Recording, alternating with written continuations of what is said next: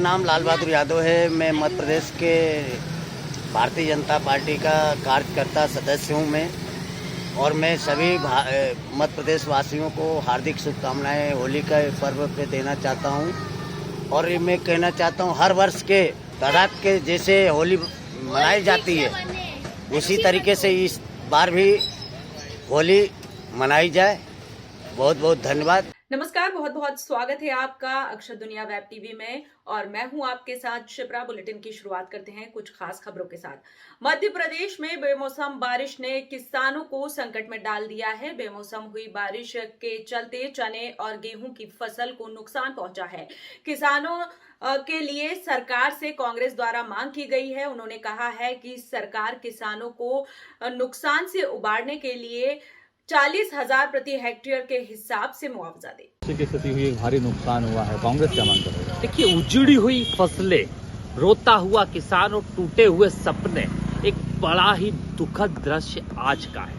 बेमौसम बारिश ने जिस प्रकार से किसान की खड़ी हुई फसलें और रबी की पूरी तरीके से फसलों को चौपट कर दिया, और जो मध्य प्रदेश के अंदर खास तौर पे गेहूं होता है, जो यहाँ पे संतरे की फसलें लगी हुई है, और जो अलग अलग फसलों के साथ जो नुकसान हुआ है, पूरे मध्य प्रदेश के अंदर किसान दुखी है, प्रताड़ित है। और आज जिस तरह की स्थिति है, दुखद दृश्यों को देख के मन द्रवित हो रहा है। स्पष्ट है कि इतना महंगा खाद लिया, इतने महंगे बीज लिए, इतनी महंगी दवाइयां डाली और इतना पैसा इन्वेस्ट करने के बाद, और अपने जीवन के पूरे जो बच्चों की तरह पाला जाता है, ऐसी फसलों को उगाने के बाद जिस तरीके की मौसम के कारण ये स्थिति हुई है, कहीं ना कहीं सरकार को संवेदना से सोचना चाहिए।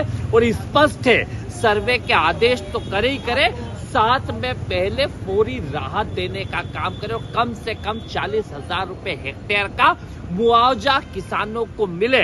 ये नहीं हो कि सिर्फ भाषण का शासन चले या पहले की तरह सिर्फ भाषणों की बात हो, क्योंकि पूरे प्रदेश में फसलें चौपट है।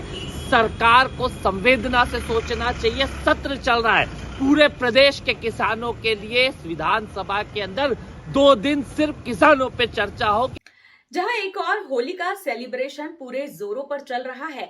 प्री होली सेलिब्रेशन की धूम मची हुई है, तो इधर भोपाल के किन्नर समुदाय ने भी प्री होली सेलिब्रेशन का भरपूर आनंद लिया। साथ ही साथ इस प्री होली सेलिब्रेशन में एक दूसरे को कलर लगाकर खूब मस्ती की।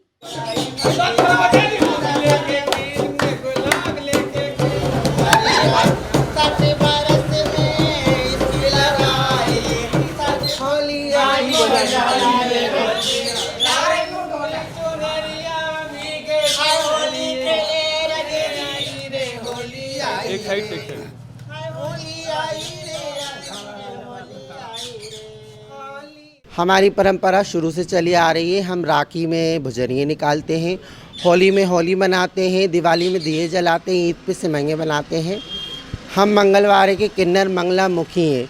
हम लोग हिंदुस्तान के सारे त्यौहार मनाते हैं, इससे हमें बहुत खुशी मिलती है। हम लोग कई वर्षों से होली मनाते हुए आ रहे हैं। हमारे बुजुर्गों के ज़माने से होली मनाते हुए आ रहे हैं। हम लोग किस प्रकार मनाते हैं? खूब धूमधाम से होली मनाते हैं हम लोग, खूब अच्छे से सब मिलके सब एक दूसरे को रंग लगाते हैं, खूब अच्छे से होली मनाते हैं हम लोग। और वहीं अंतर्राष्ट्रीय महिला दिवस के अवसर पर संभावना ट्रस्ट क्लिनिक के सदस्यों ने यूनियन कार्बाइड के जहर के संपर्क में आने से महिलाओं में स्त्री रोग बढ़ा है, इस मामले पर विचार किया। साथ ही साथ उन्होंने कहा कि महिलाओं में कैंसर जैसी घातक बीमारियां भी इसके बाद काफी ज्यादा बढ़ी हैं। पिछले 28 सालों से गैस पीड़ित लोगों को मुफ्त इलाज देने का काम कर रहा है। और हमारे यहाँ जो महिलाएं आती हैं, तो महिलाओं के स्वास्थ्य पे विशेष रूप से ध्यान दिया जाता है। महिलाओं में सफ़ेद पानी की समस्या, माहवारी की अनियमितता, महिलाओं में बच्चेदानी का कैंसर, स्तन कैंसर, इन सब चीज़ों पे फोकस होकर हम लोग काम करते हैं। और हमारे यहाँ शोध भी हुआ है इस पे जिसमें के आंकड़ों के आधार पर ये निकला है कि महिलाओं में ये सब चीज़ों को 3 से 6% की दर में बढ़ोतरी पाई गई है। और इधर माखनलाल चतुर्वेदी विश्वविद्यालय के प्रोफेसर पुष्पेंद्र पाल जी की हृदय गति रुकने से अचानक मृत्यु हो गई। उनके निधन से पूरे विद्यार्थियों में शोक की लहर दौड़ गई।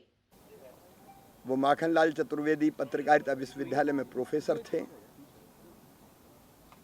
और अपने विद्यार्थियों के बीच पीपी सर के नाम से प्रसिद्ध थे और सबके चहेते थे। वह आधी रात को भी क्लासरूम खोल के बच्चों को पढ़ाते थे। ऐसे कर्तव्यनिष्ठ, जुनूनी, लक्ष्य को लेकर काम करने वाले महापुरुष मैंने बहुत कम देखे। परसों ही उनसे मेरी लंबी बातचीत हुई थी, लेकिन मुझे पता नहीं था कि वो बात उनसे अंतिम बार होगी। रात को अचानक उनका स्वास्थ्य खराब हुआ और वो हमें छोड़ के चले गए।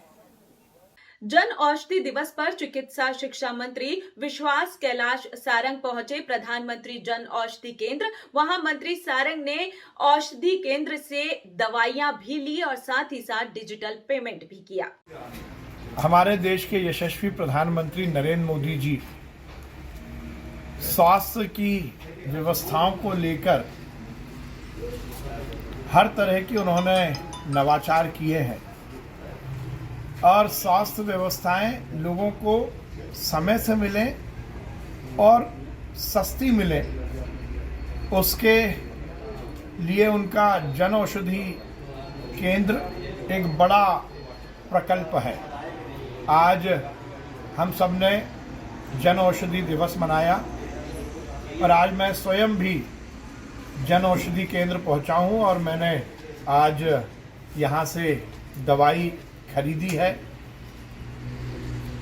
माननीय प्रधानमंत्री जी ने डिजिटल इंडिया के माध्यम से डिजिटल पेमेंट की भी शुरुआत की है, तो मैंने पेटीएम के माध्यम से इन दवाओं का पेमेंट किया और 50 से 90% कम मूल्य पर ये दवाइयाँ उपलब्ध हो रही हैं। निश्चित रूप से प्रधानमंत्री जी का ये बहुत ही जनता को बड़ा उपहार है।